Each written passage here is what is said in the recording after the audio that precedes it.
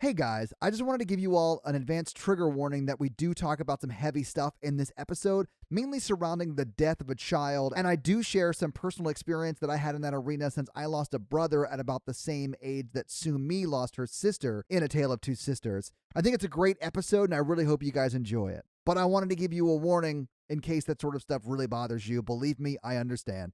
Let's get into the episode.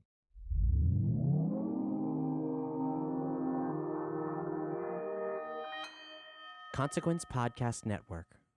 This episode brought to you by the following patrons: Matthew R., Isaac, Brandon, Kate, Ori, Eddie, Tristan, Dave, Sasha, Karoon, O Them Bones, Nick B, and Chris. And Chris and all the patrons want you all to know that you are loved, you are listened to, and you are a valued member of this Horror Virgin family. If you want to listen to their continued Patreonical saga, listen to the end to see what happens next. Hey guys, I found the theme music and hung itself in the closet. Oh no! Because it found out that we use different theme music on our other podcast.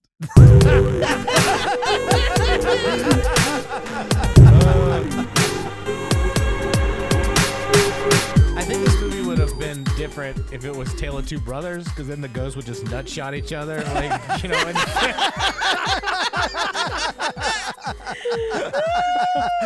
Thank you for tuning into the Horror Virgin on Page. I'm Mikey. And I'm your Horror Virgin Todd, which means I don't like scary movies, and you guys make me watch them.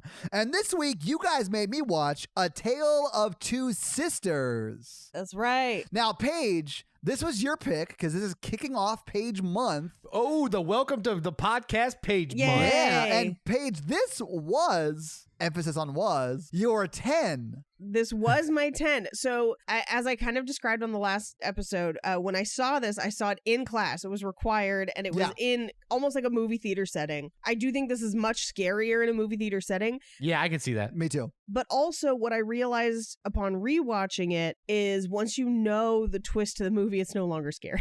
I will argue that it's not really that scary. Yeah. If Todd is coming at you with that game I early know. on. You know, it's fair. But in your defense, Paige, I will say, I saw this during the day because you told me it was super scary, so I watched it. All the lights on, sun bright outside, and subtitles, right? So that sort of takes me out of it. So I'm not fully immersed. I'm not encompassed in darkness like you were when you watched it. And there were I jumped a few times. Like, it's not a 1 for me, but it's not anywhere close to Hereditary, which is my 10. Yeah. You're missing out because I watched it in the dark, learned Korean. Mikey, your commitment to this podcast continues to astound me. Yobaseo. Sumimasen. I thought it was really creepy, but Paige like hyped it to I the did. I fully did. I thought the walls were going to turn into like spiky tentacles and just like destroy everyone. So you I just thought it was going to be more like The Grudge, which was really scary to me. Yeah. Well, and what I think we probably maybe should do eventually is watch the original Grudge, Ju-on, and we should probably watch Ringu, the original Ring. Yeah. Because I feel like they have kind of a similar feel to this, but I think the reason this got me so bad, and the reason that Hereditary is such a high rating for me too, is the emphasis on visuals that are unnerving. Yeah. Like, unnerving really gets me way better than any jump scare ever will. Like, if you want to terrify me with a movie, unnerving. Yeah, and Hereditary does a great job of both that and jump scares, which I think is why it's my 10, because I'm the same way, Paige. Unnerving imagery, like in Hereditary, and we've already talked about this, so I don't feel like I'm spoiling it for people, but there's that scene where she like floats out of the room behind the sun. Yes. It's not jump scary, but it's freaky as shit and like really gets me. Yeah, I'll get to it when we get to the scene that made me jump and throw a computer at somebody the first time I saw it. Yeah. You make it sound like you beamed somebody like Patrick Wilson in Insidious 2.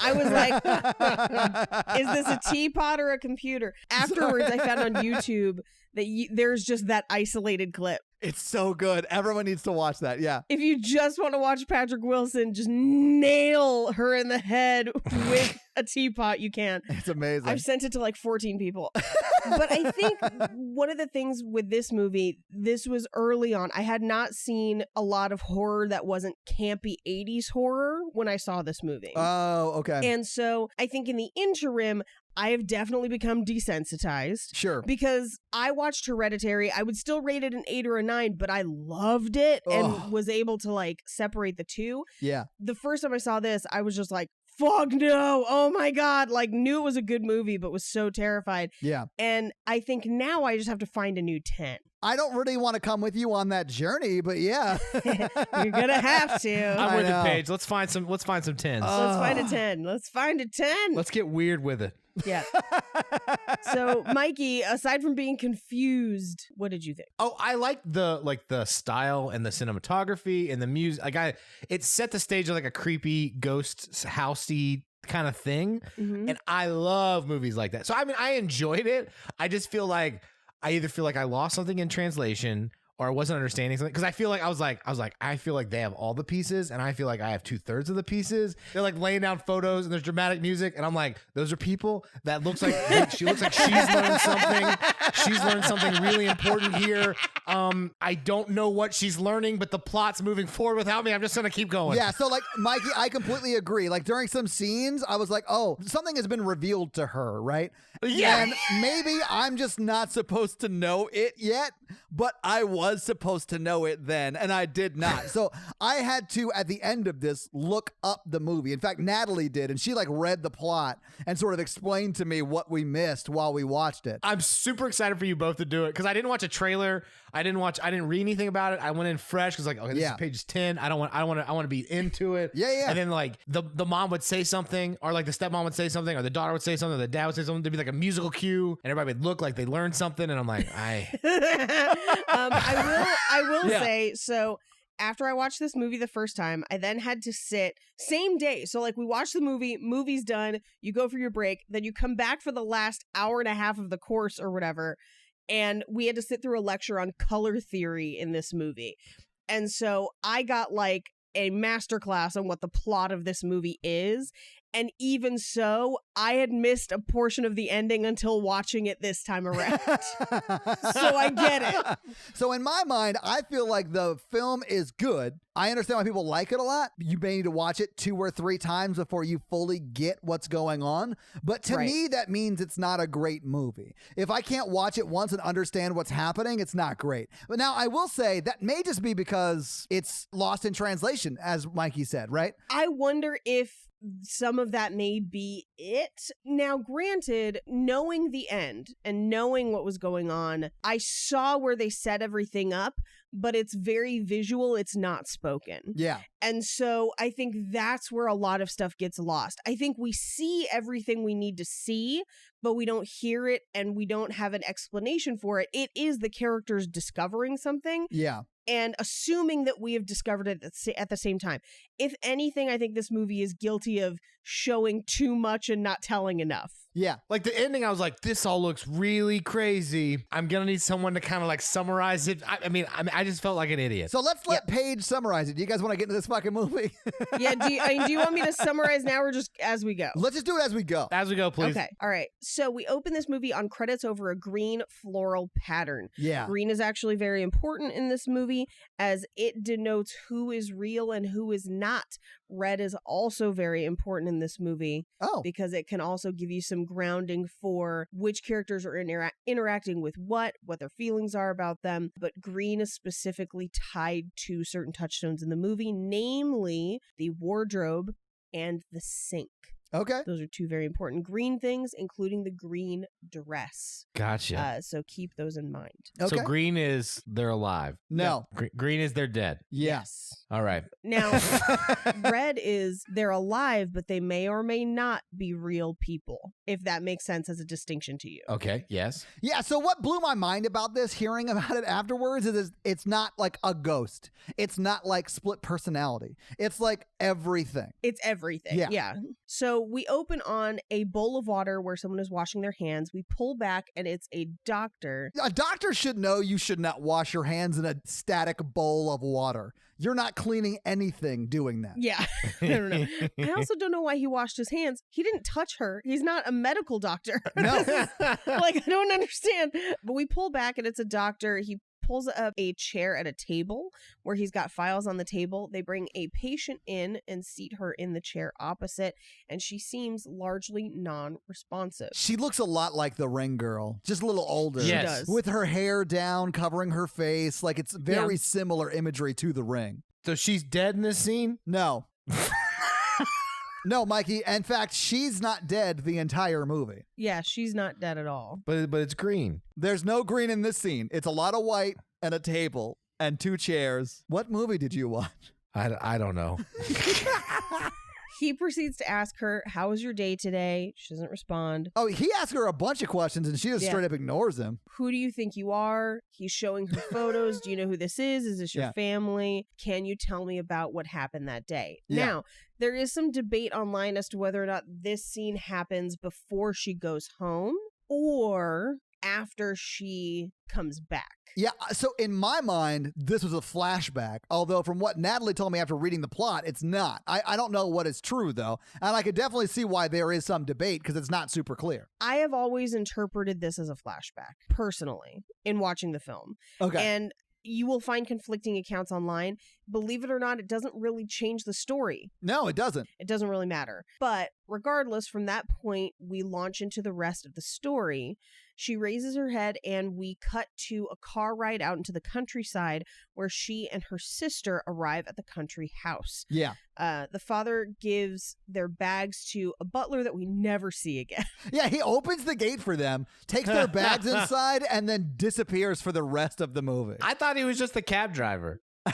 Oh, he might have been actually. Well, no, because they have a car. Yeah, no, he opens the gate for them. There's no way the cab driver opened the gate while driving. What I thought this was is if you have like a vacation home where you don't spend a ton of your time, you probably have somebody managing that property for when you're not there, and they would be getting it ready for you when you arrive. Yeah, and he probably doesn't manage it when you're living there, right? So he just got it ready, let them in, and then boned out. Right. Do you guys think it was a smart choice for him to bring her back to this house when she gets out? Absolutely not. No. I think this movie really, really sets up that he is a bad father. It hammers it home. Not just a bad father, a bad person. But yeah. At one point he says, I know I'm a bad father, and she says, you're not even a bad father. Which is basically like, you're not even that. Which is so crazy. That's so worse. The girls get out of the car. They stare up at the house. The younger sister rushes over to a bush and tries to eat some of the flowers, but it doesn't seem to taste good. Which seemed weird to me. Like, I've done the honeysuckle thing when I was a kid, but they weren't honeysuckles. There are flowers you can eat. Sure. It's just, I think they're just giving her something to do to kind of demonstrate that they're two separate people, even though we will find out later that they're not. The older sister, Sumi, the younger sister, Su Young, Sumi walks around the house. She calls out to Su Young, and they run around the property and then out to the dock where they dangle their feet in the water and kind of lay back in the sun. The older sister reads the younger sister's palms, and then a voice calls for the older sister. Which one's the older one? Sumi. Just remember this, Mikey. Su Young is the younger sister. The main girl. Yeah. Yes. The main girl is Sumi, the older Sumi. sister. Right, okay. Yeah. Now, if you notice, this was something I noticed on a second repeat viewing, and spoiler alert, if you're listening to this and you haven't watched the movie, no one ever calls for both of them. They only ever call for Sumi. Well, yeah. And the dad never talks to Su Young. Never, ever. Never once in the entire movie. I knew that twist of it way early because the first time that Sumi and the dad are having a conversation, Su Young is framed out of the shot. So she's not even in the shot with them. Mm-hmm. But we'll get there, yeah. They run back to the house. The house is kind of dark, even in the middle of the day. They walk in, and there's a figure standing facing the window. It turns and says, "Welcome home." And then it is rapid fire dialogue. She's very talkative, yeah. She's got a lot to say very quickly. Yeah, it's almost manic. We find out that this is the stepmom. She's disappointed they didn't say hi. They don't really respond to her. She asks if something's wrong. She turns to Su Young and says, I see that you feel better. You're taking after your mom, which is going to come into play later. The older sister, she turns to Sumi and says, I see that you feel better too. They turn to leave and she just says, right, you're both tired. Like, they don't talk to her. They just like, fuck you, lady, and leave. Yeah. They go upstairs. She calls after them that she's preparing a special dinner, so take your time. There's a lot to prepare. They go to their rooms. The older sister opens the curtains to let light in. She adjusts the clock on the wall. Well, she like restarts it. She restarts the clock on the Yeah. wall. Right. I thought it was weird that she then pulls out her books and puts them on the table that have the same books. Yes. So this is one of the clues that things might not be what they seem, is that there's two books. And there's a similar reveal a couple scenes later, literally like one scene later. Oh, yeah. So she sets the books down on the desk. There's two sets of books. She opens the wardrobe where she finds multiple outfits in the same patterns, which is strange. Yeah. But she finds literally only her outfit from a certain day. We cut back down to the stepmom who's walking around the bedrooms downstairs collecting and setting out like clothes and linens and things. Until it was revealed that she was the stepmom, I just had her in my notes as the talkative lady. The talkative lady. But as she's kind of setting out the laundry, collecting dirty laundry, putting clean clothes away, she finds duplicates of laundry that she's putting away. As that's happening, we cut to the father on the phone and he's saying, things aren't good right now. It would help a lot if you came. Let's talk later. Did I tell you our friends are coming over? It'll be all right. I'll take care of it. Yeah. And so it seems that he's already, we have heard some inklings of that the girls have come home from being sick potentially, and he's saying it's not okay. I think if you're watching this on a first viewing, this scene gets kind of lost because you haven't already put the pieces together. Yeah, I mean, for me, I was like, oh, okay, he's just talking to maybe their mom or, you know, somebody, and he's saying, hey, someone's coming over for dinner, that'll be helpful, but they're not in a great space right now. That's what I thought watching it the first time. I was like, okay, he's just having sort of a general conversation with a friend about sort of what's going on that day, which sort of fits, but it doesn't give you any more information than you already had. Right, exactly. We cut to dinner that night where, again, stepmom is overly talkative. She's talking about how they've invited their friends over the weekend. It'll be nice for them to see the girls, and the father doesn't respond. In fact, he basically ends dinner there. He's like, that was delicious. I have things to tend to. You must be tired. Clean it up tomorrow. And he basically hands her 2 pills. Yeah, he like puts them down in the center of the table. Yes. And I was like, well, there are only 2 pills and there are 3 other people there. So who are these pills for? That was a clue to me that one of them was not real, right? Right. It's actually more than one of them. Yes. Now, the stepmother is clearly upset. She asks if Sumi had touched her dad's clothes, and that's why there were duplicates. Yeah, they sort of fight over who's supposed to be doing the laundry. Yeah, and then... which I thought was interesting. Right. And then Sumi turns around and asked if the stepmother had touched her books and touched her things in her room. Yeah. So they're both kind of like, get out of my way. Get out of my stuff. Yeah. But to me, it wasn't as insane to have, you know, similar laundry. Yeah. I have clothes that are similar. Like I have a few black pairs of sweatpants and stuff like that. Like it would make sense that there are duplicates of that. The duplicate of the very specific, like flowery books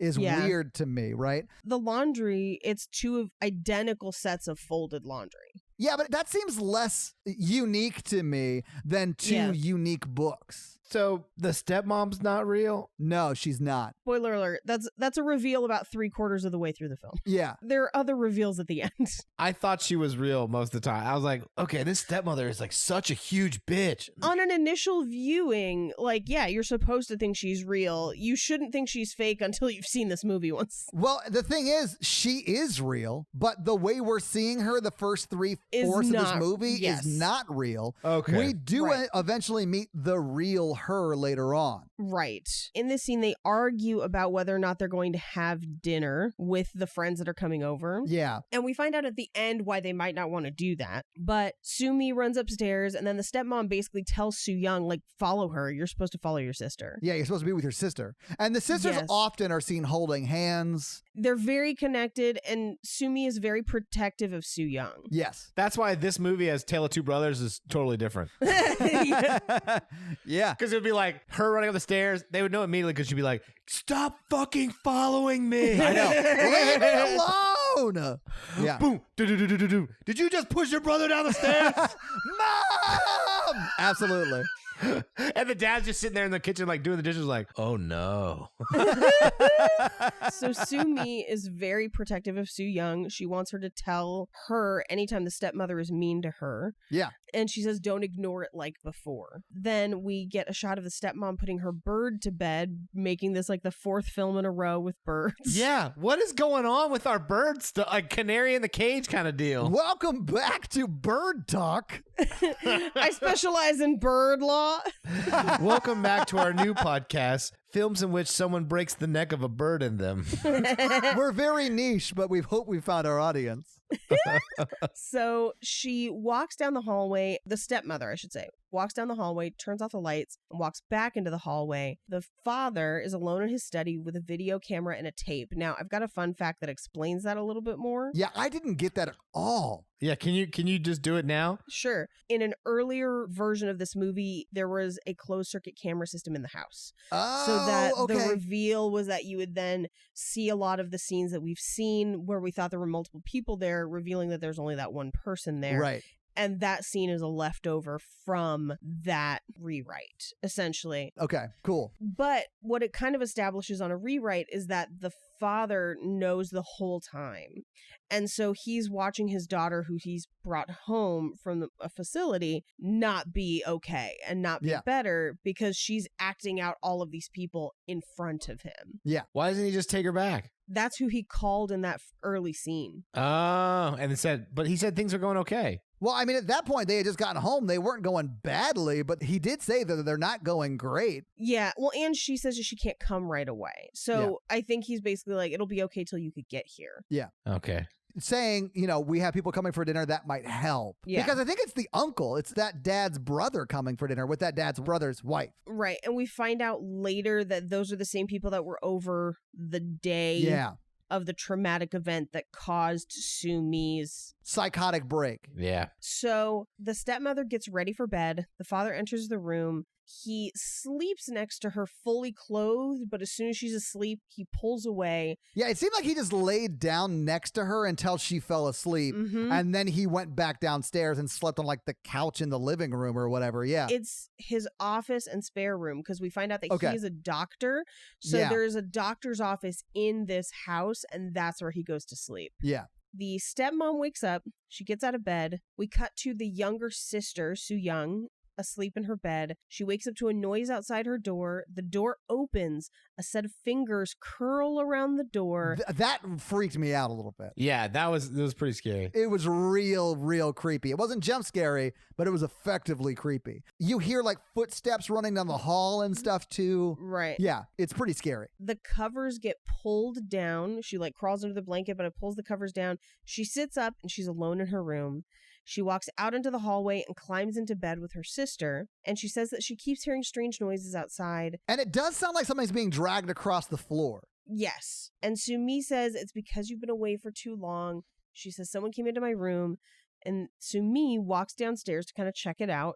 She sees her dad sleeping downstairs and tucks him in, and then she turns, and the stepmother is there, and she tells her not to bother her father who's sleeping, essentially almost like battling for the father's affection of like, don't wake him up. I came down here for water. For lack of a better term, it seems like a pissing contest, right? Yeah. Right. Like, right, he's my dad. I'll help him whenever I want. She's like, well, he's my husband. That's my job or whatever, Don't you touch him.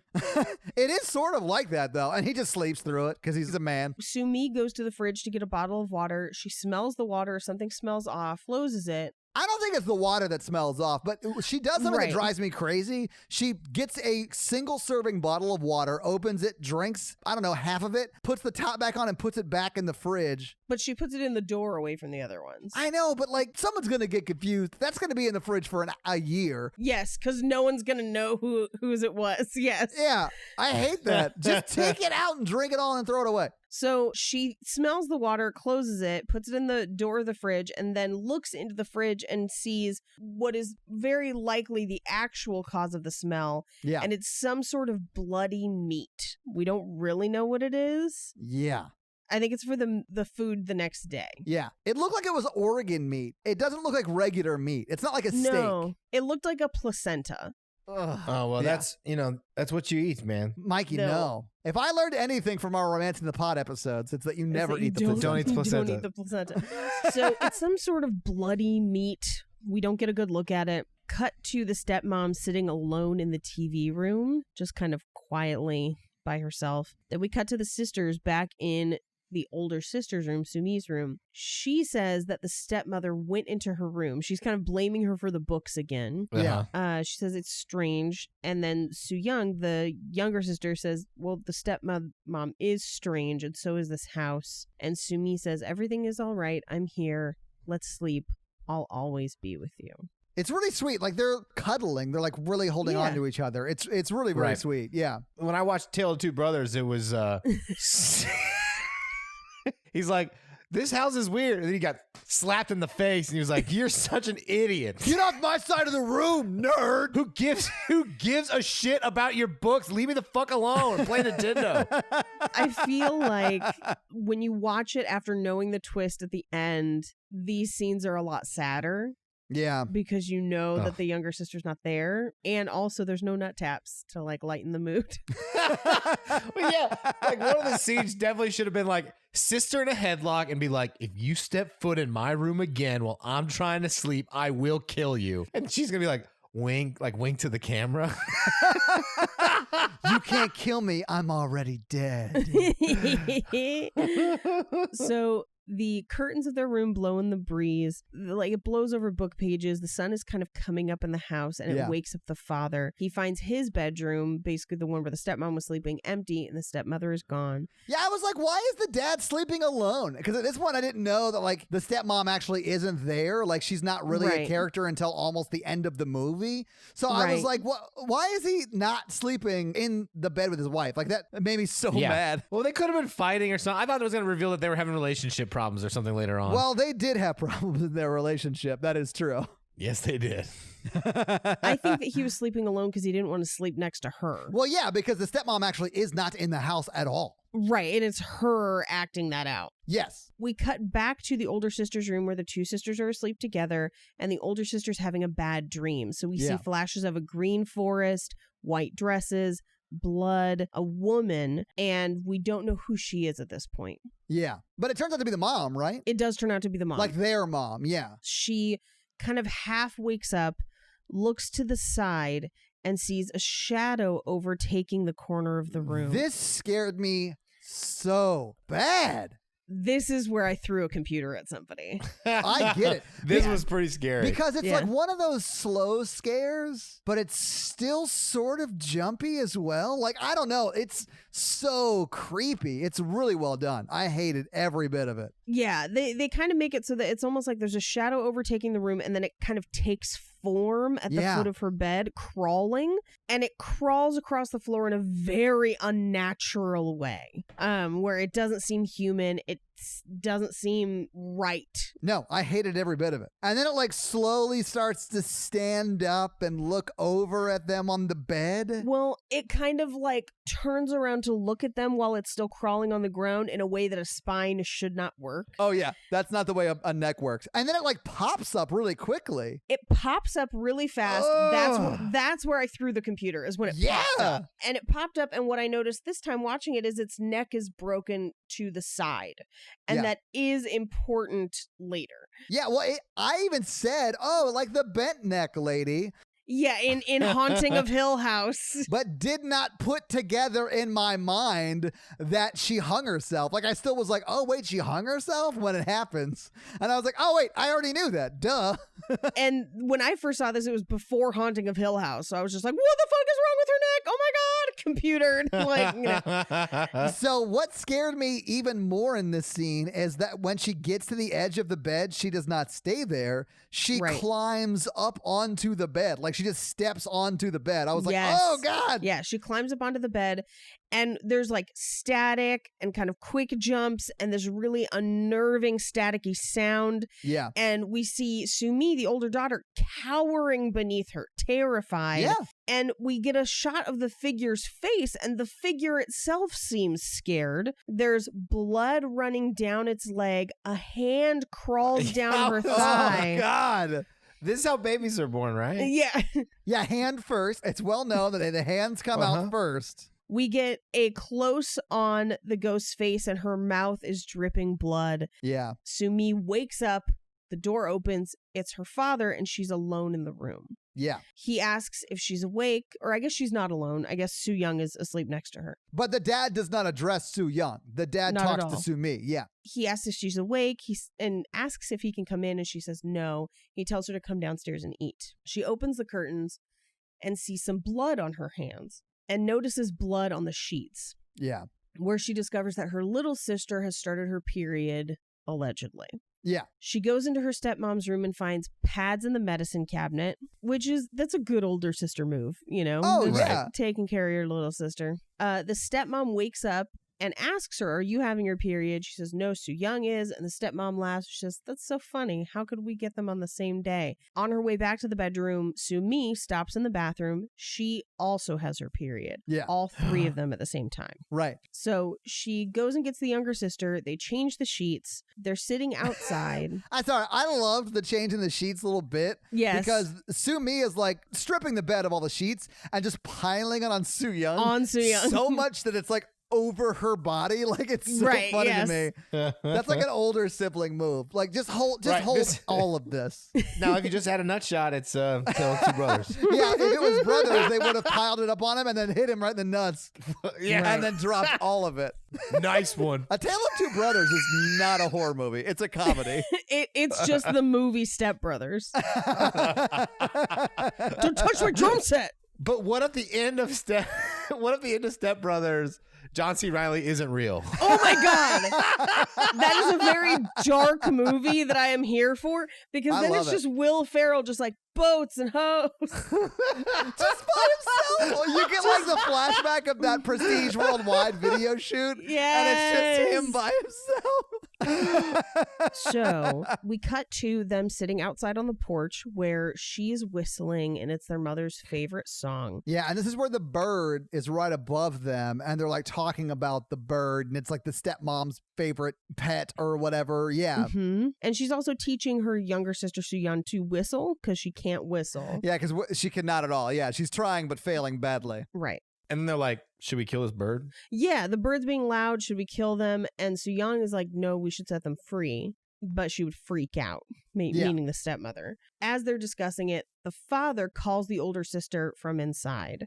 And he comes out and says, what are you doing out in the cold? Are you all right? And she basically says, I'm okay. And he says, tell me what's wrong. And she says, I said I'm okay. Yeah. Just get rid of the wardrobe in Soo Young's room, which this is the first mention we've really heard of the wardrobe. Yeah. And he says, we agreed not to talk about the wardrobe. You promised, right? And then he says, I know you're angry with me and I know I'm a bad father. And this is where she says, you're not even a bad father. And then he just like takes it and is like, it's cold. Let's go inside. And then she just says, I will. And then walks through the woods. So like, she basically is like, on my own time. Fuck you.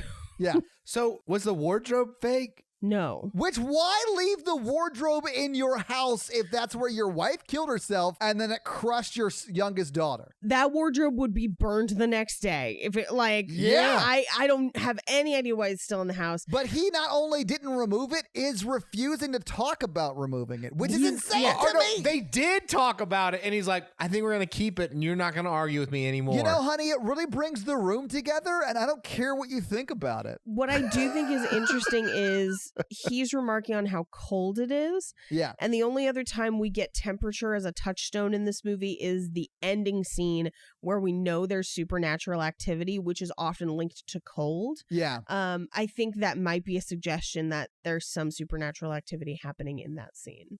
Well, it's so hard to tell. Well, no, there definitely is, because Soo Young is there in the scene, but the dad can't see Soo Young because Soo Young is dead. Right. Soo Young is a ghost that is only haunting Soo Mi. Well, that's the question. Is this ghost Soo Young, or is this Soo Young in her head? That's what I thought. Yeah. What's the difference? The ghost of Soo Young exacts revenge later in the movie. The ghost of Soo Young exists, but it's not always her ghost that we're dealing with.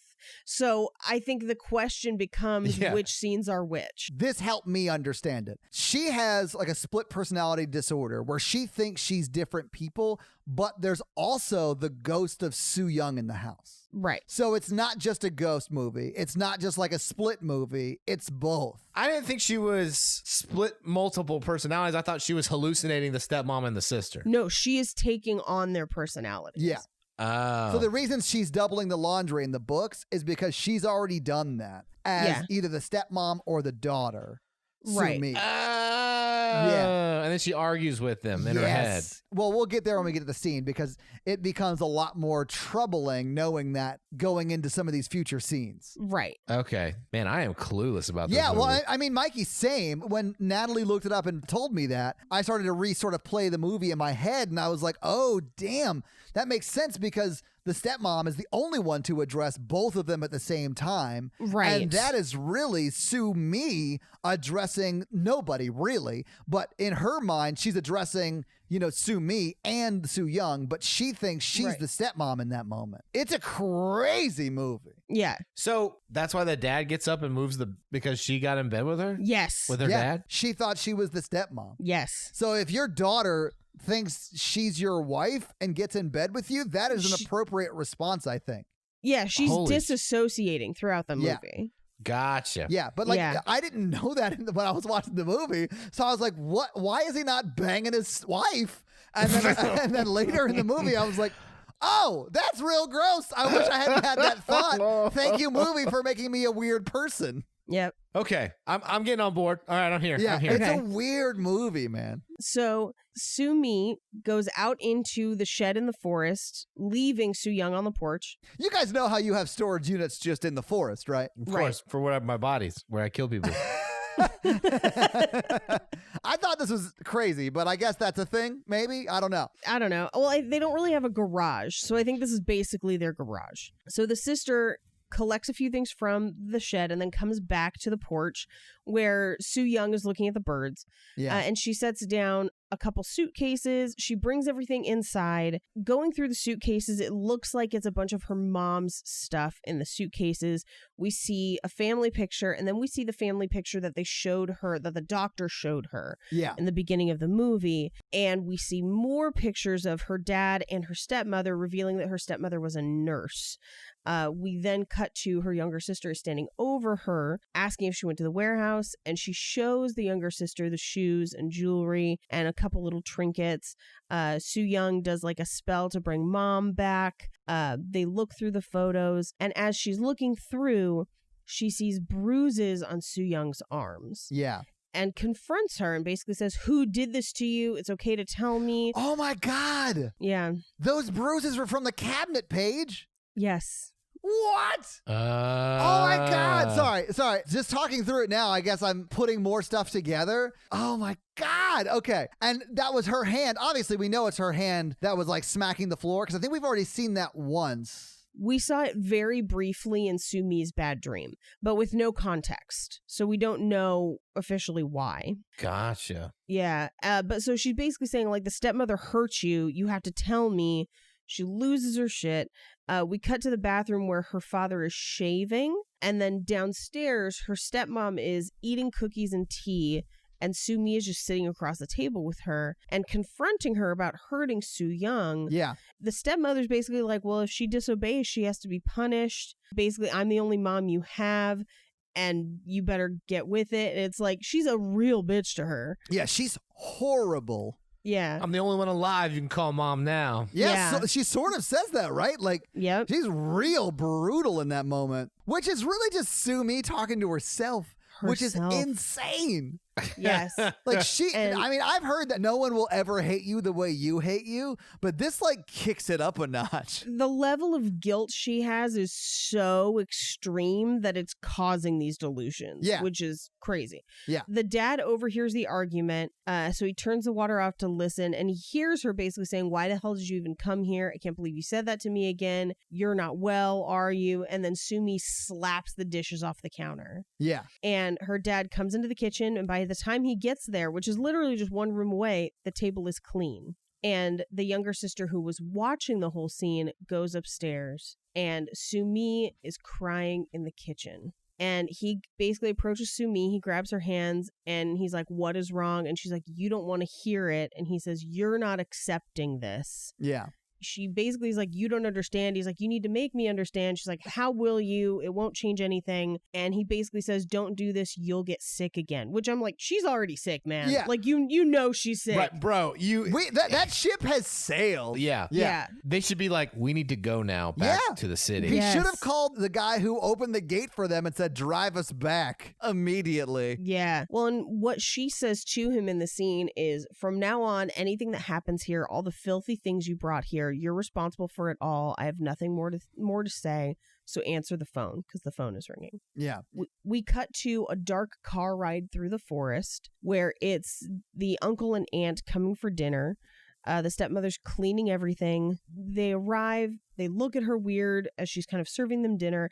And then she just rapid fire talks to them. Just like stream of consciousness, manic, and no one at the table is reacting. Everyone's like, what is happening? And I was like, man, stepmom cannot read a room. Right. Because these jokes she's telling are not killing. Like, she is having a rough night. Yeah, well, and she's telling this whole story about, like, you know, when it would rain, you would take off your clothes or whatever. Do you remember? You remember, right? And he literally like leans in. No. Yeah. I was like, what is happening? It's insane. It's like they're in two different scenes. Right. And she basically says, how can you not remember? And she seems hurt, really, by him not remembering. And he repeats, I said I don't remember. And it kind of cuts over to the aunt's face where she looks very anxious and confused. Yeah. And she basically says, the stepmom says, why don't you remember? Aren't you crazy? And the aunt starts choking. Oh, is she choking? I thought she was having a seizure. She does end up having a seizure. Oh, yes. okay. But it started by choking? Okay. I think it started by her choking. Okay. I think the choking is part of her having a seizure. Sure. So she's having a seizure and she arches her back so that her face is facing back towards the kitchen and she can see underneath the sink.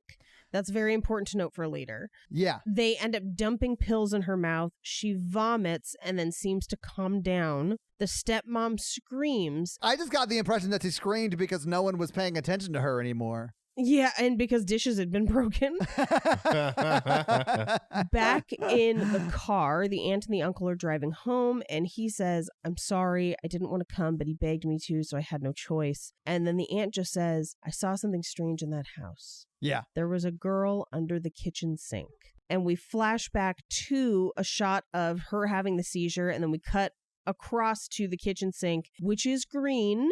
Yes, it is. Where we see a bloody, almost demon-like girl crawling under the sink. I did not enjoy that at all. Yeah, that was pretty scary. It was very scary. Yeah, that Yes. got me pretty badly. And I expected it because when she's having the seizure, they're like playing up that she's seeing something under the sink, but you don't get to see it then. Yeah. So I was like, oh, okay, maybe they're just not going to show it because of, whatever reason. And then in the scene when she's talking about it and they cut back to it, I was like, oh, damn it. Like, why'd you have to show it? Mm-hmm. Now, back in the house, the dad tells the stepmom to go to bed, and the stepmom looks under the sink. Now, mind you, she didn't hear that the aunt said there was something under the sink. Right. So this is completely independent, where she has the sense that there's something under the sink and she's looking for it. And she can't find it. She sits up, she closes the cabinets, and over her shoulder, sitting at the table, we see a girl sitting at the table in a green dress. Yeah. Yep. And then that girl is gone and there's just a hair clip on the floor. Oh, but my that would be God. Sumi pretending to be the stepmom looking for the ghost, right? Well, and I think that ghost is the girl in the green dress. Yes. I think that's the first time you see Soo Young as a ghost. Yes. How awful must it be for the ghost of the younger sister to watch her older sister go completely breaking with reality? Well, what I think is really interesting is Soo Young is shot often like sitting on a staircase and kind of looking and watching over everything that's happening. Yeah. Or sitting on the porch and looking out and watching over everything that's happening. And it made me wonder if this time in the green dress really is the first time that we're seeing her as a ghost, or if all of the times that we have kind of seen Soo Young set apart and watching over everyone, is that also the ghost of Soo Young as well? I mean, that could be. I guess we don't really know, except this is the first time we see her in a green dress. Right. And the green dress is damning. That's when we know for sure that is a ghost. The hair clip part of this really broke me, man. She goes back to look back under the sink and something grabs her from under the sink. Oh, yeah. That got me pretty good. I jumped so hard at that. I was not expecting it for, I don't know why, because it pretty well telegraphs what's going to happen. Yeah. But it got me so good. And as she sits up, the girl is in the kitchen in the green dress. She just doesn't really see her. Yeah. So we cut to the dad giving her pills where she asks him to stay with her that night. Yeah. And he says, what for? And she says, weird things have been happening in the house. Didn't you see it? Meaning the girl under the sink. Yeah. Well, and Sue Mi is the stepmom in this moment saying that to him. You know, stay with me tonight. Something bad is happening in this house. Yeah. She starts pacing the room. She hears the door open. Yeah. We cut to the dad walking on the porch, seeing the birds, and the birds are dead in the cage. Yeah. The stepmom is watching from one of the windows and essentially goes through her drawers, finds a key, goes to Soo Young's room, looks through the photos that Soo Young has where she's ripped the stepmom out of all of the photos. Well, because there are some photos of like the mom, the dad, the girls, and the nurse. I don't really know the story of how they got together, but it is definitely like the dad was cheating on the mom with the nurse. I'm not quite sure how he met the nurse. Right. That is what's happening. So the dad's a doctor, right? So we know that he knows the nurse from work. I would assume so, yeah. But like, why would you invite your mistress into family photos? Like, that seems weird to me. Because the mom was sick and the nurse was there caring for the mom. Okay. Which is not communicated well in the film at all. Yeah, so I didn't get that. In fact, at first when I saw it, I was like, oh, she is just like having visions of the stepmom being in these photos, like replacing her mom, if that makes any sense. But then I got the impression here in this scene, because she's actually ripped out just the stepmom, that the stepmom was actually in the photos, which is a much more nefarious thing, because that then signifies that the dad was cheating on the mom. Yes. Not just that she's like symbolically like replacing her mom in the photos. Like some nefarious shit was actually happening. And then when you find out the mom killed herself, you're like, oh, well, that's why the mom killed herself. Yeah. This is horribly sad. And this is one thing that the American version, The Uninvited, which is not as good, and it does kind of change the ending, but one of the things that they're pretty explicit about in that version is the father's relationship with the nurse, where essentially they establish that the mom is sick, the nurse comes to care for her, the father and the nurse have an affair, so she's living in the house having an affair out in the open, because who's gonna fucking stop her? The sick lady. And she's basically taking over the position of their mom before their mom is even dead. And that, we don't get a lot of explanation around that in this movie, but that does typify the scene that we see late in the movie. With that context, it makes a lot more sense. I just think that context is meant to be communicated through these photos, and it's just not enough for us to fully grasp the gravity of the situation. Okay. Thank you for explaining the photos. That was my bigger question. But when you have an unreliable narrator to this extent, it's hard to follow some of that stuff. Yeah, absolutely. And we have an unreliable narrator because she thinks she's both her younger sister and her stepmom. Right. But there's also a ghost that is the younger sister. So like there's multiple things going on. It just makes it really hard to track what's what and who's who. I just feel bad for the younger sibling ghost watching her sister pretend to be her stepmom, because I'd be like, I'm supposed to be scaring y'all, but this is scaring me. Which, of course, an older sister would try to do. I know, right? She's like, sue me? I'm going to sue you. You're taking my job. So then ghost nut punch.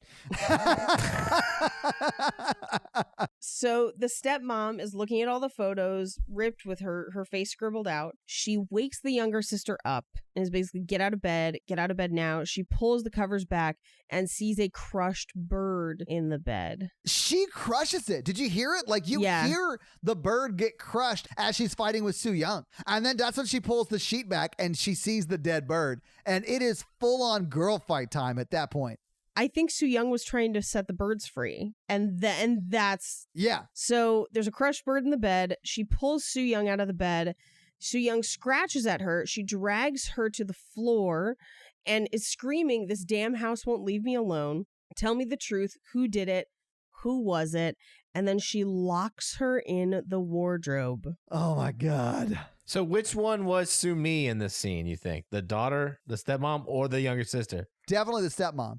Stepmom. It could have been both, but it's the stepmom. Well, and I don't think it's the ghost either. I don't think it's Soo Young as a ghost being thrown in there because she could just like float out of it, you know? Well, and that's why I think it's probably both. And it's a delusion, you know? Yeah, she's like wrestling with herself. She's really wrestling with the trauma of what happened in that room, in that wardrobe. Yeah, absolutely. Yeah. And they fight again for a little bit. She cries. The stepmother opens the wardrobe and basically says, "Let's see how long you hold up," and locks the wardrobe again and leaves. Yeah. Even after Soo Young in the wardrobe apologizes. Yeah. It drove me insane that the dad did not hear this fighting and stuff, but then it sort of explains why he didn't, because he's out in the yard, like pretty far away from the house, burying the birds. I did like that they explained the reason why he wasn't like intervening here, because it would have bothered me had they not done that. Yeah, I also think that you could argue that there are some of these scenes that are taking place entirely in Sumi's head. Oh, so she's like a third-party observer in this fight, maybe? Potentially, yeah, like who knows.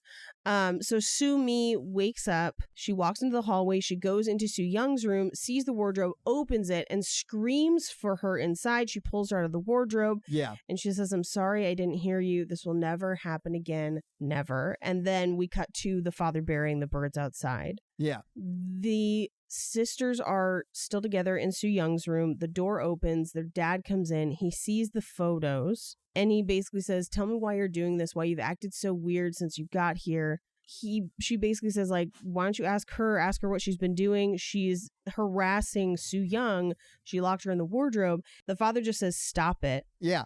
And then she says she's scared, like meaning Soo Young is scared of her. She turns to Soo Young and just says, "Why don't you tell dad yourself?" And her dad says, "Please stop. Soo Young is dead." Yeah. Yeah, I was like, what?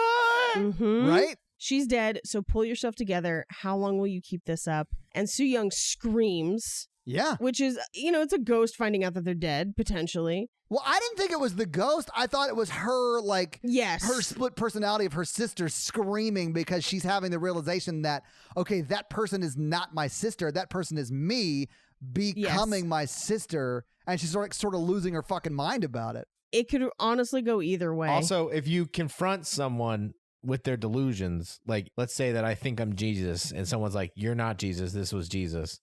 Like, people become delusional people become very upset when they're told their delusions aren't real. Yeah. Or when they're confronted with that. I'm sure. Especially not properly medicated. And then she's obviously had like a full break on reality before she even got here. She was not ready to discharge. Yeah, fully. Well, I mean, if that doctor think he needed to wash his hands before just questioning somebody, right? He's not a real doctor. I don't know where she was, but that's not a real hospital. That was really a metaphor for him washing his hands of her problem. Yeah, he went all Pontius Pilate on it. He was like, "Listen, I'm out. I'm kicking you out. I'm not dealing with this." So we cut to the dad on the phone, and now he's basically saying, "Come over here tomorrow. I can't do it alone. She's getting worse. I'll pick you up. Call me when you get here." Yeah. So we then cut to the stepmother dragging a bloody laundry bag through the house and beating the bag repeatedly. Like really beating the shit out of it. So from this point forward, I'm pretty confused up for the whole movie. Okay. At this point, Sumi, the older sister who wakes up in this scene, believes that her stepmother has killed Soo Young and it's Soo Young's body in that bag. But that's what I thought. But I was like, but isn't she already dead? Or is that how she died? But then like the ending was like she died a different way. So she did die a different way, but Sumi has not reconciled herself with the actual events of her death. So Gotcha. she is believing that the stepmother killed her, which in a way the stepmother did, but just not in this way. Yeah, so I think she is in denial because she feels responsible for how her sister died. Right. And she is unwilling to accept her part in that, although I'd argue it's not at all her fault. Yeah. But I could understand why she would feel like it is. Yes. So there's a note under her door that says, "I'm going out. I'll be back this afternoon. Be sure you lock up," from Dad. Yeah. She goes to find Soo Young, but the door has been nailed shut. But she's hearing voices throughout the house, and she follows what she thinks is her sister's voice and stops when she sees a trail of blood on the floor. She follows the trail of blood and finds the bloody bag in the living room. She puts her hand on the bag. She believes it to be Soo Young's body, and she tries to open the bag, but it's tied shut. Yeah. She even tries to untie it, but she can't get it untied. She can't get it untied, so she runs to the kitchen to look for something to help her open it. When she hears the kettle, the stepmother hears it too. She runs back to the bag. It's gone, and the floor is clean. Yeah. And she follows the trail of clean floor to the wardrobe. She opens it and finds the bag inside. The bag moves. The tea kettle screams. The stepmother is cleaning blood off her hands. Yeah. And Sumi finds a knife to open the bag, but as soon as she does, the stepmom is there with the burning kettle. Right. And she says, "I'm sick and tired of your family." And Sumi hits her with the door of the wardrobe. She basically slams it outward and stabs her with a pair of scissors. That's what she was using to open the bag. Right. They fight all the way down basically through her father's medical office, where she knocks a bowl of sutures on the floor, and that's what the stepmom falls on. Yeah. And then the stepmom knocks her unconscious, and so she falls unconscious onto the floor. Right. We cut to... But so, Paige, before we move on to what we cut to, Yeah. so all of that is her just fighting with herself, right? Yes, it is fighting with Right. herself. So, no one's there. It is just her Tyler Durden style fighting herself. Yep. It's so crazy. With her ghost sister watching. Yeah. The ghost sister must be like, what is I'm supposed to be the scary one in this situation. Right, exactly. Why are you taking my job? The ghost sister's just like, oh my God, I thought I was in rough shape. Yeah. You're such a drama queen. To be honest, this is the scene that really kind of stuck with me and bothered me after watching the movie the first time, because for as scary as a ghost is, I thought it was so much scarier for this all to be in someone's mind. That was such a scarier reality for me. So, yeah, I don't know. Okay, so for me, on the scary scale, scarier, Right. I don't think it's very scary. But if that was happening to me, I'd be really freaked out. Yes. Yeah. Yeah. I'd be like, Mikey, you gotta help me, my man. Yeah, no, I mean, at work, people describe in great detail, depending on how they're functioning, what their delusions are or what they think is wrong. And people will be legitimately suicidal, not because of depression or anything, but they'll legitimately think someone's trying to kill them, or they've done something to cause terrible things to other people, or they're secretly Santa Claus. Right. Yeah. Well, they're usually just really negative. And I think it's because people are secretly a lot, I don't know. I mean, this is going to sound like mumbo jumbo, but people in your mind, you're way critical, more no, like you said, no one hates yourself like you. Yeah. So if your mind gains control of what you're perceiving, it generally you perceive yourself negatively. So it all comes down, and it's heartbreaking listening to some of these people, because it's real to them. It's as real as something was happening to you and I. Yeah.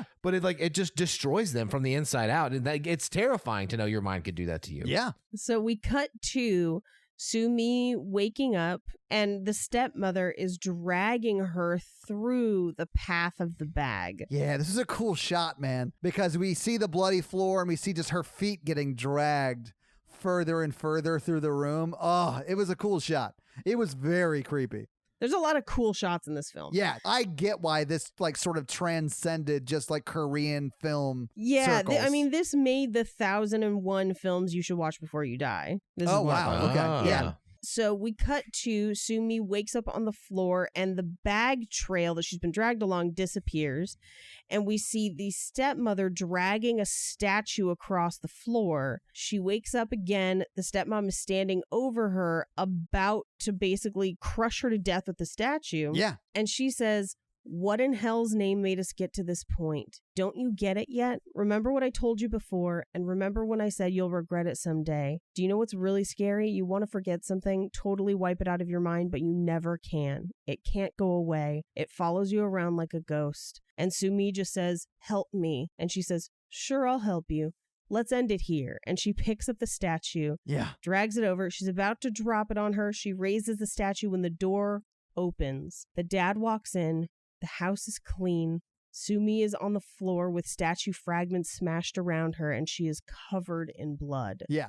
To me, it felt like that scene, like, I don't know if it happened or she did it to herself, but that statue was a hollow statue. It was not the heavy statue it looked like it was when the stepmom was holding it, right? Right, because it is broken around her. Yeah, because she legit just broke it over herself. Yeah. But I mean, like, in that scene, she's like, I want so badly to forget. Yeah. Because I'm fighting with myself over this trauma that I experienced. Yeah. And then I sort of blame myself for, although I will argue it's not at all her fault. But she, like, went so far as to, like, suture her back with, like, random suture she fell onto and then break a statue over her head. Yeah. Oh, that's so sad. I'm, like, legit sad. Yeah. Well, and so the father walks through, sees the house and everything that's broken from the fight, essentially, that was just her by herself. And he passes the wardrobe and it has a dirty sack full of dolls in it. And that's what she was dragging around the house. I didn't realize that. Yeah. I didn't realize that either. And I noticed the dolls, like the creepy dolls in some shots. I didn't realize that she was actually dragging around a sack full of dolls. Now, he set her on the couch when he found her on the floor. So he comes back to where he set her down on the couch and the stepmom is sitting there. And Sumi is nowhere to be found. Right. And the stepmom asks where Sumi is. And the dad just says, please stop it. I'm sick of it now. And so he kind of bandages the wound in her hand from the scissors. He gives her the pills. She looks up. The door opens again, and the same woman that we have come to know as the stepmom in the movie is standing in the doorway, except this is the real her, dressed differently. She's like in like a power suit, for lack of a better term, right? I like real stepmom. Oh, yeah. Mikey loves a woman in authority. Well, and so power suit stepmom calls her Sumi. Yeah. And this is a super cool shot where the camera passes behind her, and as the camera moves from one side of the stepmom to the other, it changes to Sumi on the couch. Yeah. Whereas it started with the stepmom on the couch and panned around, and then you see the stepmom standing there, and as it pans behind the stepmom that is now standing there, it's Sumi on the couch. It was cool. It was really very cool. well done. Yeah. And we get a brief montage of Sumi doing all the things that she thought the stepmother was doing throughout the film and getting out of the car alone on that first day. Yeah. Sumi looks down at her hand and she's holding pills. She takes them. We cut back to the hospital where Sumi and the nurse that we thought was the stepmother the whole movie are sitting on the bed. And she says, "Are you okay? It's all over now. You'll feel better here. Get some rest and I'll visit often. Take care of yourself. Goodbye." And then Sumi grabs her hand and she won't let go. Yeah, like aggressively grabs her hand. She has to like fight her off. Yeah. We cut to the doctor, her father, and the nurse riding back to the house. Sumi is still sitting on her bed in the hospital. We flash back to sets of feet on a swing and the car driving up to the house. The swings stop. It's the two sisters. We cut to the mother upstairs as dad and the nurse arrive. Yeah. And we cut to the nurse at the dining room table in the empty house, present day.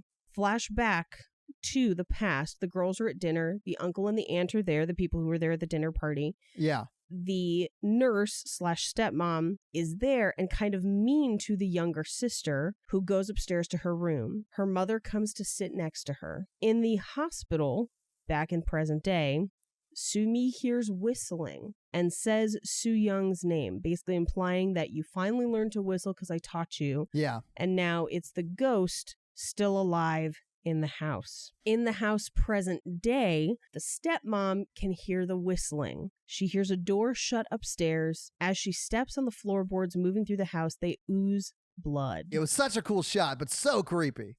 Previously, Soo Young's room had been nailed shut. by the dad. Yeah. But the nails are out. It's no longer nailed shut. So she goes inside. She turns on the light and she sees something move under the curtains. And it's freezing cold. She pulls the curtains back and there's nothing there. The door to the room shuts on its own. The light flickers and the wardrobe opens on its own. She looks inside. She doesn't see anything initially, and it's still cold. We could tell because she's shivering. We could see her breath. Yeah. And she sees a piece of cloth sticking out between two of the pillows from the wardrobe. She pulls it, and the ghost girl from under the sink crawls out. Oh, God. It was pretty scary. Yeah, this scared the shit out of me. She screams in the night as the ghost murders her. Yeah. We cut back to the hospital present day, and Sumi smiles, knowing that Soo-young got her revenge. Yeah. We cut to another flashback. Soo-young wakes up in her bedroom after being comforted by her mother. Yeah. But she's now alone in her room. The wardrobe door opens. She opens it fully to find that her mother has hung herself in the wardrobe, and we see the green ghost dress hanging next to her. Yeah. She tries to pull her mother out of the wardrobe, and the wardrobe collapses onto her. Everyone in the house hears the screams. The stepmom goes upstairs to check it out. She sees the wardrobe, and she sees Soo-young's hand trying to claw its way out from under the wardrobe, and she walks into the hallway, ostensibly to probably get help. Yeah, you would think. You would think and so. then she runs into Sumi, who I guess Sumi did not hear. I'm guessing Sumi didn't hear. We don't really know. Or Sumi came out to check on it, but since she's running into her, she's assuming nothing is wrong. Yeah. But she says, did you hear something? Why would you come up here? Dad's not up here. Yeah. Basically implying that the affair is happening. Yeah. She knows that, hey, I know what you're doing and I'm not cool with it. Yeah. You know, which, I mean, I wouldn't be either if some, trollop was banging my dad and my mom was sick in the house. In the house.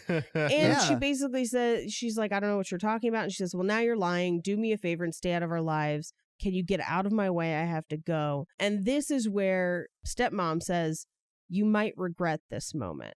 Yeah. Keep that in mind. And she says, what could be worse than standing here with you? I want to be as far away from you as I can be. Such a teenage girl thing to say in this situation, too. Yeah. So she pushes past her, and the stepmother just continues standing there as Soo-young struggles under the wardrobe. As Soo-young is dying. Yeah. The stepmom goes out onto the balcony and doesn't alert anyone. Well, she goes out onto the balcony to watch Sumi walk away. Yeah. So Sumi walks away and stops. And I feel like it's one of those things where it's almost like you think she feels a shift in the force. Yeah. Because as she stops, Soo-young dies under the wardrobe. Sumi turns back. She and the stepmother face off. And the stepmother closes the doors without alerting anyone in the house.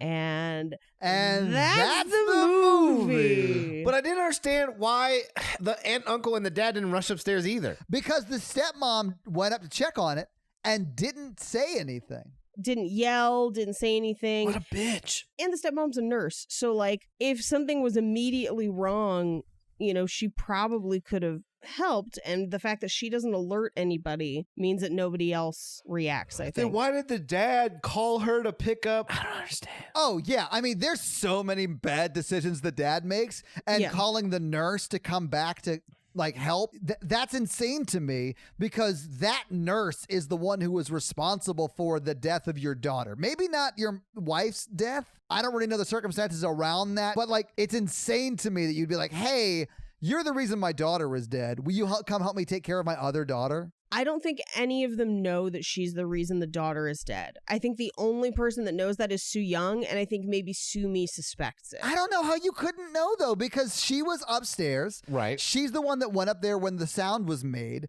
because they were all in the front room when the sound happened, and she just walked. The thing you would say is, you checked on the sound, do you not see the dresser fall? And she'd be like, oh, yeah, I didn't notice that the dresser had crushed your daughter. My bad. That's not something you can, my bad. Or she told them that that's what happened and that Sumi died instantly. I mean, yeah, maybe. There's nothing she could have done at that point. I guess we don't really know that. Oh, Yeah. that's terrible. I'm glad she got ghost murdered. Yeah. I know. And I feel like Sumi blames herself a lot for this, and that's probably a little bit of projection on my part. But I feel like this whole thing is Sumi dealing with the grief and guilt that comes with the death of her sister. Well, just like a younger sister, though, she makes her older sister go crazy to attract her stepmother to murder her. Well, here's It worked, the though, other Mikey. thing too. I think Sumi blames, even if Sumi doesn't know that the stepmother left her to die, I think she blames her by extension, because it's like, if you weren't having an affair, mom wouldn't have killed herself. If mom didn't kill Yeah. herself, Soo Young doesn't die. Yeah. But yeah, all of that is true. Yeah. But they went beyond that. They went to literally letting her die. Yeah. And so it's one of those things where I feel like even if nobody knows that that's officially what happened, the ghost of Soo Young knows, and other people still have a reason to blame her. Even if she's like, I went up there and they were already dead, or whatever it is. Yeah. I think Sumi blames herself, because a lot of the things that she seems to blame herself for in this movie is like not stepping up to defend her younger sister. Not stepping in when the stepmother was taking over. And I think that's where she kind of shoulders a lot of that blame. Yeah, I think so too. I mean, I think she blames herself for the death of her sister, even though this movie was sad for me because I lost a brother around the same age in a very different way. Like, no one, like he wasn't killed by the body of one of our parents who had also committed suicide, but we were in a car accident together. And like, I went through a large period of time where I blamed myself for him dying, and like therapy really helped. Like, I feel like, I don't know, like because of that and because of that experience that I would not wish on anybody, like I sort of really connected to Sumi in this movie. Yeah. Because Yeah. she loses her mind in grief and guilt, and I have been there, man. Yeah. It is rough. I mean, she goes beyond, from like a psychiatric perspective. I mean, like there is a lot of PTSD and guilt and blaming yourself and survivor's guilt. Those are all real.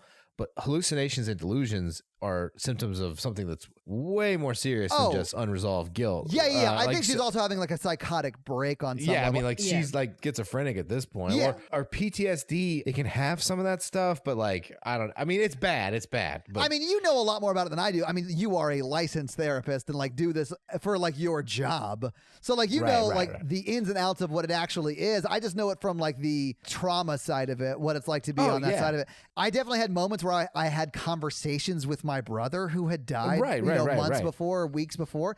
But like I knew that he was not there. Right. You never like busted a statue on your head. Yeah. And I was just like saying things I needed to say to like let myself let go of some of that guilt and some of that grief and stuff. And fuck, man. Like, but I knew he wasn't there. I knew he wasn't real. Right. Right, because you know nut shots. Right, yeah. I never got ghost nut shots. So, like, I know that ghosts aren't real because Logan definitely would have done that to me. Well, there is also the thing to consider. Sumi is a teenager. Yeah. We've established in this movie, which is prime for a schizophrenic onset. Right. That's what I was thinking. So, and trauma can trigger like a schizophrenic break. So, I was 15 when it happened. So, it all checks out. It's just, I guess I'm such a, when I deal with it, it's like all clinical, and also ghosts don't murder people, hopefully. Hopefully. But it's just so sad to see it from their perspective. I'm just like, oh. Yeah. So do you want just a quick breakdown of what happened in the movie with everybody? Yeah. Give us the breakdown. Okay. I really did like it, though. Yeah. In the past, Sumi and Soo Young's mother was terminally ill, from what I understand. That's not telegraphed very much in the movie. We don't see a lot of the mom. But what we do know is that at some point, the woman that we come to recognize as the stepmother in the movie is brought into the house as a nurse, either for the mom or because the dad is a doctor and she's a colleague. Yeah. For whatever reason. Or it could be both. And that's why we have the pictures and information that we have there. The mother knows about the affair that's going on, seemingly, but is still trying to kind of protect her daughters from it. That's why she's kind of comforting Soo Young. But eventually is so unhappy, both because she doesn't like the nurse who's taking over her house. She's worried about her daughters, and allegedly she's dying anyway. Yeah. She takes her own life by hanging herself in the wardrobe. Sumi tries to get her down. The wardrobe crushes her. When those kids get back from Narnia, they're gonna be so fucked up. Oh, I mean, yeah. Mr. Thomas did not prepare me for this. The nurse / stepmom discovers the wardrobe, and Sumi is still alive. But Soo Young is still alive. Sorry, you're right. Soo Young is still alive. Instead of trying to pull the wardrobe off of her and save her, she hesitates and walks out into the hallway. And before calling for help, she argues with Sumi and instead calls no one for help. Yeah. And lets them die. And basically tells Sumi that she'll regret that someday. Sumi leaves, eventually finds out what happened to her sister and her mother, and when it happened, and feels immense guilt over. And I think that's why she recalls that you'll regret this someday. Yeah. When in her later. So she puts 2 and 2 together. But to me, that is the reason she shouldn't feel guilty. Because the I don't even know if they ever got married, but that nurse who is the stepmom figure admits the murder that's happening, right? Maybe not murder, but that she's not going to help Soo Young. Yeah, or maybe Sumi feels like she delayed her. Even still, it's a stretch. Not her fault. Although, having dealt with some of these similar demons, I get it, but not at all her fault. Right. Sumi, upon discovering the death of her mother and sister, has a psychotic break and is institutionalized. Yeah. She is then released from the institution into her father's care, and the two of them travel alone to the house, where once back in the house, she interacts with the ghost of Soo Young and then also hallucinates both Soo Young and the stepmother. Her father realizes this is going on and allows it to progress for like 2 days before actually calling for help. And in that time, Sumi essentially acts out on a lot of her feelings against the stepmother as almost kind of a form of catharsis and processes the grief with them, processes losing Soo Young again when the father calls the nurse back to the house upon being confronted with the fact that her delusion is not real. Sumi takes the pills and is institutionalized again, feeling now safe away from her family, away from her father and the stepmother. But as they go back to the house, the ghost of Soo Young murders the stepmother, and in, I guess, the ether, Sumi can feel it and finally finds peace. Yeah. I just wish there was more of an end for the dad. Yeah. Well, I think the end is he lost literally everyone. Ugh, such a sad movie. Rookie mistake. I would have sold that house and gotten rid of that wardrobe. Yeah. Yeah, the fact that he wouldn't get rid of the wardrobe, I was like, why wouldn't you get rid of the that's wardrobe? Like, oh, Todd, you're getting released from your car wreck. Let's pick you up in that truck. Yeah. Like, that's... That would be horrible. Like, if when I was released from the hospital, they picked me up in the truck that I pulled my brother out of and then laid next to him while he died on the ground, I would be like, oh, well, this is not okay. Yeah. And then your mom would be like, I'm sick of this. You need to stop. It's a Toyota. It's going to last a long time. You're going to have to get over it. It's like literally the worst thing you could probably do to like get rid of the house. Yes, I agree. Yeah. I mean, there's no way that truck was not total. But anyway. Well, yeah, but you know, the metaphor. But yeah. No, I get it. Or like you're sitting at home, they're like, we got the truck fixed so you can go out and drive now. It wasn't my truck. Paige is like, cringe. This might be too dark for the pocket. I'm sorry. It wasn't my truck. It was my friend's Dustin's truck. But yeah, I mean, I hate trucks to this day because of that. Right. Yeah. I mean, that's how bad the dad was doing. That's how easily someone could see that this is a bad idea. Yeah. And I don't think it takes a traumatic experience in your youth to realize that. Right. Like, I get that maybe you kept the house. I can see the logic there. I wouldn't choose that way. I could see it a little bit. I don't know what the housing market is like in Korea, but sell that thing. Right.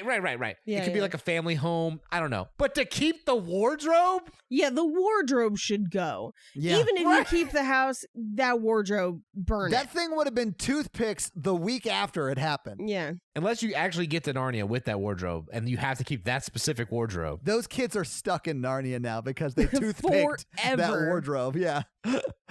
Aslan, Yeah. save us.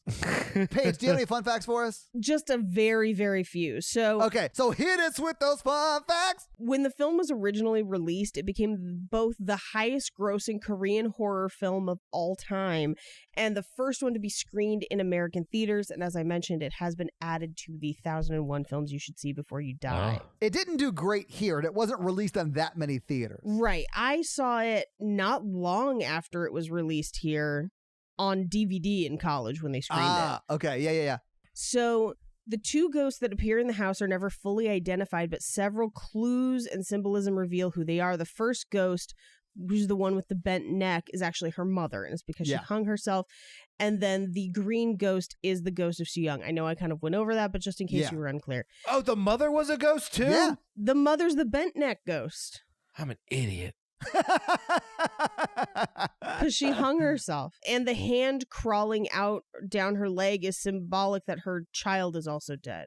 That's why there's a hand. The original script, as I mentioned, had them installing security cameras. That's why he's still playing with that camera in that one scene. The reason they wrote that out is because the director felt like it ruined the mystery of the film, that it revealed it too early. An extended ending shows Sumi committing suicide after she is readmitted to the institution by ingesting all of her pills to finally reunite with her mom and sister. But this was cut because it was considered too depressing, and the film instead ends with her smiling after her sister ghost kills the stepmother, finally finding peace. Yeah, I much preferred the happy ending of this movie. If you can call it a happy ending, yeah. No.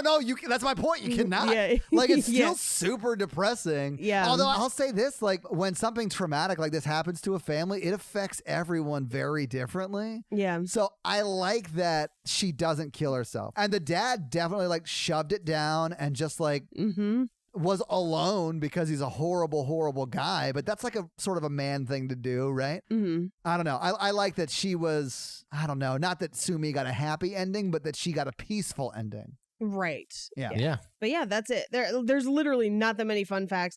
Okay. 90% of the fun facts you find online are people being like, "Did you know that the mom is fake?" And you're just like, I did know that website that's pointing out what happens in the movie. yes. All right, do you guys want to talk box office real quick? Yes. Yeah. There's not a lot to it because I couldn't find a lot of information. Although, Paige, I'd be interested. Do you know the numbers it made in Korea? I don't. Okay. I only look at like theatrical runs in the US, and then sometimes they'll also have like worldwide. But if it's a foreign film, they don't capture that side of it. Yeah. They only capture domestic from a US perspective.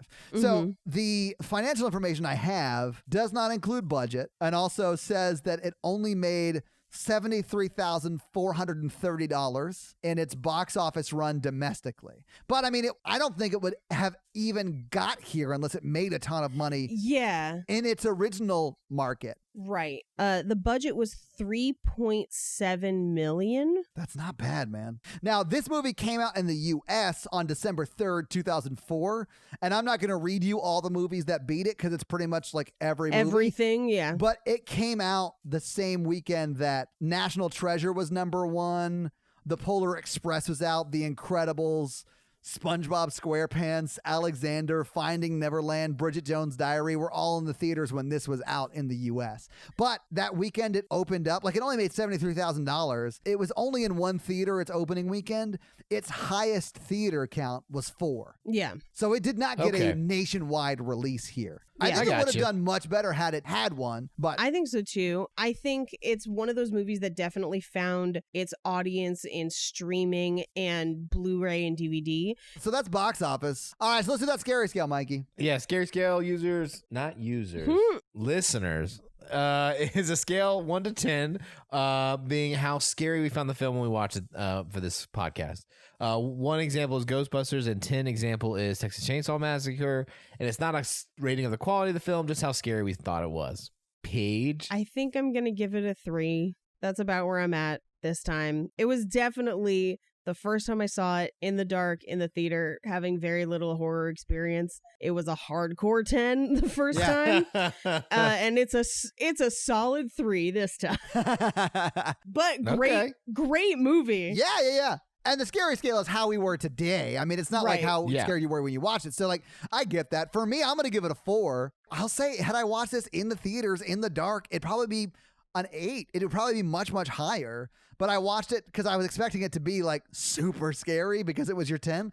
I was watching it in the day, like Natalie was with me, like, and it just was not as scary as I was thinking it was. And I think you would have sort of hyped it up in my brain, so I was expecting it to be scarier than it was. I know. I feel I shouldn't have said anything. I should have just let it fly and see what happened. And the subtitles do take me out of it when I'm taking notes and trying to like pause the movie so I don't miss anything, and I'm like going back to it. So I mean, I'm gonna give it a solid 4, but I definitely understand why you gave it a 10. Yes. Mikey, what did you think? I think I'm gonna go with you and give it a 4. I watched it alone. I did watch it in the day because I was expecting it to be like terrifyingly scary, but I thought it was like real creepy throughout the whole thing. Yeah. So this week, Paige, you made us watch A Tale of Two Sisters. What are you making us watch next week? Now, next week's a little bit complicated, but I wanted to give you a reprieve before the week after, which I know you're going to hate. Paige, I cannot do more complicated than Tale of Two Sisters.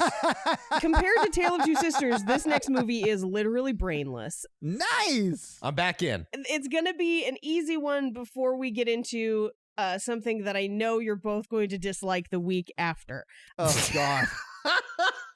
That I love and I've watched many times, even though many people are like, watching that movie is excruciating. And I'm like, I know, I liked it. But before we get to that, we're going to do something a little bit interesting. Now, this next movie was part of a double feature. Okay. Oh, I know what this is. Yeah. Now, we can't do the full double feature because that would be like a 5-hour long podcast. And 3 hours of it would just be Todd talking about how he hates one of the movies. And I'm pretty sure you're going to love the other one. We're doing Planet Terror?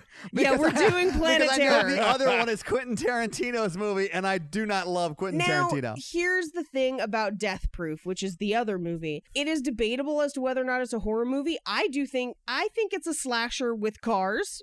Personally, okay, it's not a bad movie. It's one that I think there's not a ton to talk about, but it's a long movie, and I think that's kind of the challenge with it, where it's a pretty slow movie. It's a lot of dialogue, it's a lot of plotting, and then there's like 2 pretty cool car segments at the beginning and the end. If you want to be a completionist, I highly encourage you to do so. Go ahead and watch all of Death Proof and all of Planet Terror. Go for it. What I do want to do to make sure that we get at least some of this experience, I do want to include the fake trailers in our watching of Planet Terror. Okay. And I will give a brief overview of Death Proof in the, as we kind of go through it.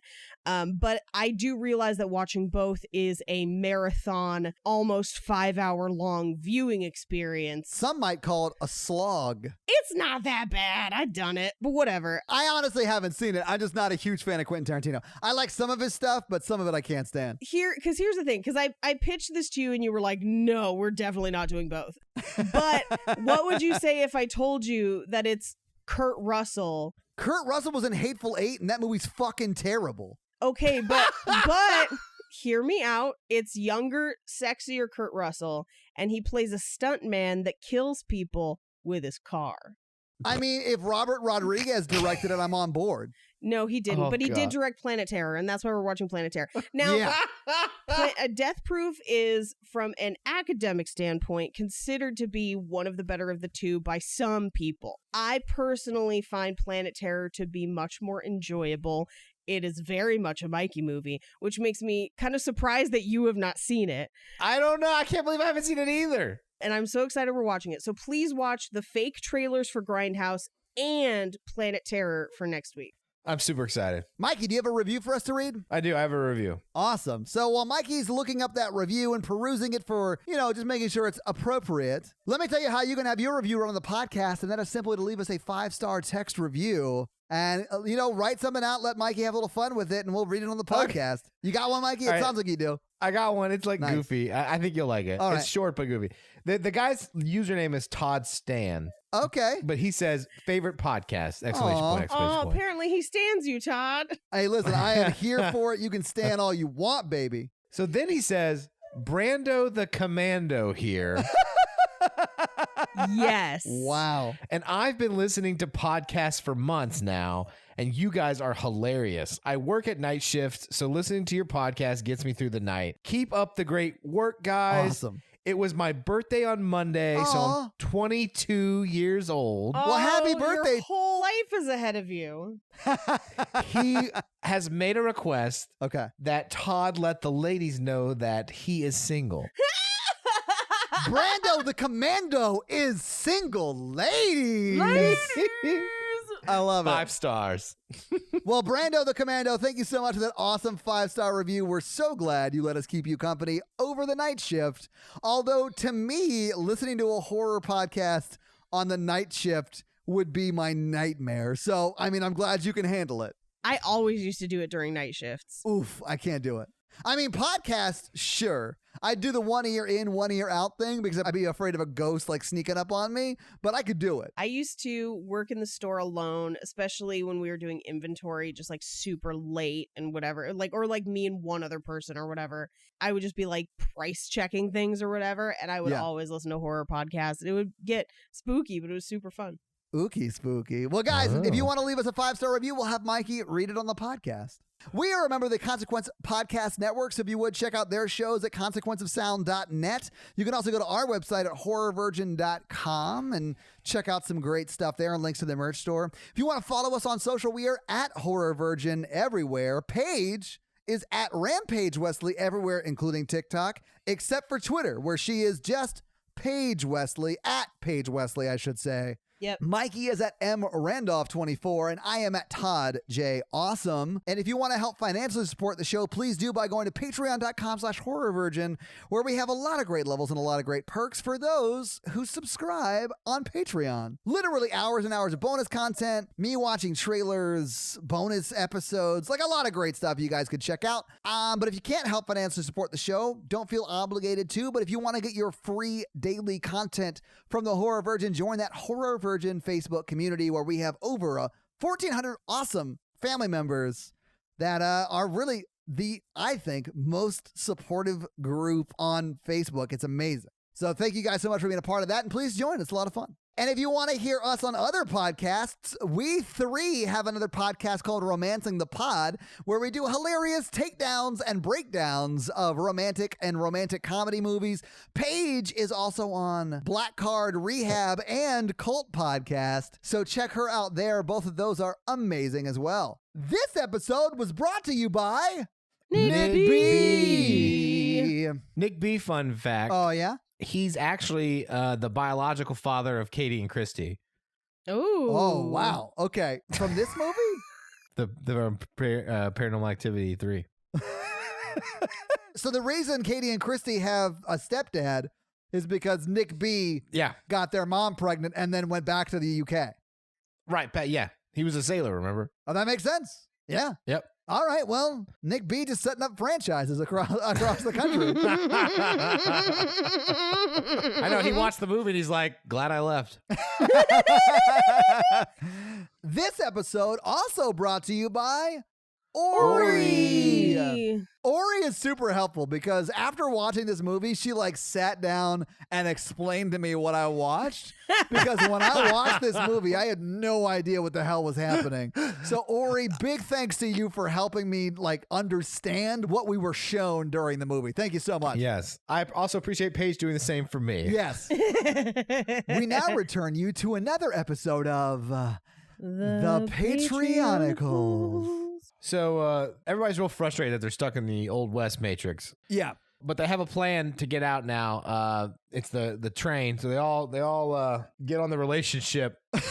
They fly the boat and land on the train. They're flying a boat. Well, Kate's using her that's right. telepathy. That's right. She can do everything. So Kate is flying with them in the boat. Okay, cool. She ate enough people to power up her telekinesis to move the boat. She's not a cannibal, okay? Yeah, you got to pay attention, Paige. I don't know. A lot of people be eating a lot of people in this story. That is true. So the relationship lands on the train that circles the simulation because that's where they can break out. And Sasha and Evil Matthew and Isaac, they've kind of become their own little kind of team or whatever. They go to the back of the boat. They start they jump off onto the train and start killing a bunch of simulated people who are guarding the train. And Kate is having to stay on the boat to keep the boat from falling off the train with her powers or whatever. So the boat landed on the train, but the boat is like still in danger of falling off the train. Yeah, I mean, you can't balance a boat on a moving train. I mean, It's I've never ridiculous. tried. That's fair. I don't know. We didn't write it, Mikey. You could have written the boat to be wherever you want it to be. The boat fits perfectly on the train. It could be a pontoon boat. You don't know. It's not a pontoon. It's a big yacht. That's how I picture it. So Tristram has be the one that connects with the computer system inside the thing. So him and Karun, for some reason, decides to go with him. And Eddie brings along Dave. And basically what they do is they hold Dave in front of them, and Dave takes all the bullets, and then as they get up, Tristram knocks him out. But Dave dies in the process getting up. Yeah, they used him like a damn human shield. He can die and come back to life. It's his whole thing. I mean, it's still pretty rough. Like, that would not be comfortable. Yes. So then they do it, and then the whole simulation goes down. They all start waking up in their little pods. I'm sorry. They do it, and it is getting out of the simulation. You glazed over how they get out of the simulation, Mikey. Oh, I thought people just started fucking.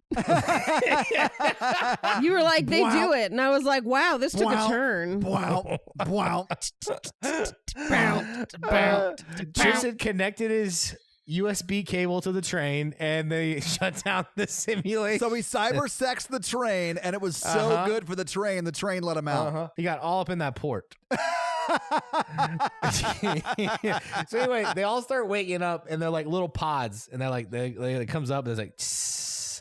But in the process, only one Matthew comes out. Oh. And it's got half a goatee. So no mustache and just goatee? Yeah.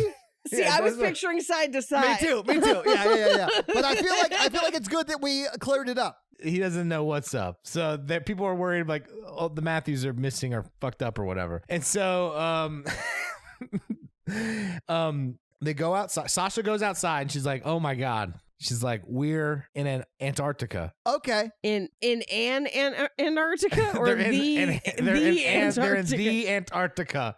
Because there's penguins and there's ice and it's cold, and she finds a map.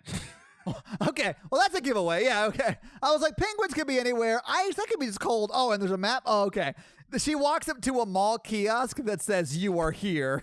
Yeah, pretty much. And they're like, what happened? And it was, we were in like the top secret Illuminati prison. Eddie talks to a penguin, and they're like, yeah, the Illuminati brought y'all here. You know, you guys were all unconscious and shit. And then one of them flying subs landed or whatever. And, you know, the flying subs whatever. you see all the time. Yeah. Yeah, It's normal. Yeah. The penguin sees him all the time because he lives by the Illuminati prison. So it's like normal to him. It's like Right. a Tuesday. Yeah. They're like, you've been in the Old West for 3 months. Oh, wow. Yeah. And then finally, a face on the screen comes and this guy's like, my name is code name Odin Bones, and I'm coming to kill y'all. And he looks like Scaramanga from Live and Let Die. Okay. In the distance, they see a flying sub headed towards them. And that's how the episode ends. All right. What happened to the extra Matthew? Is codename his first name? Do the penguins get jealous that in Mikey's mind subs can fly but they can't? Find out next week on another episode of The Patrioticals. That's going to be it for us this week. Yeah. Thanks, guys. I'm Paige. Mikey, And I'm your horror virgin Todd, guys. Keep it ooky spooky. Ooh. have an amazing week. Bye. Like the Korean older brother ghost is like, stay the fuck out of my room. Nut tap nerds.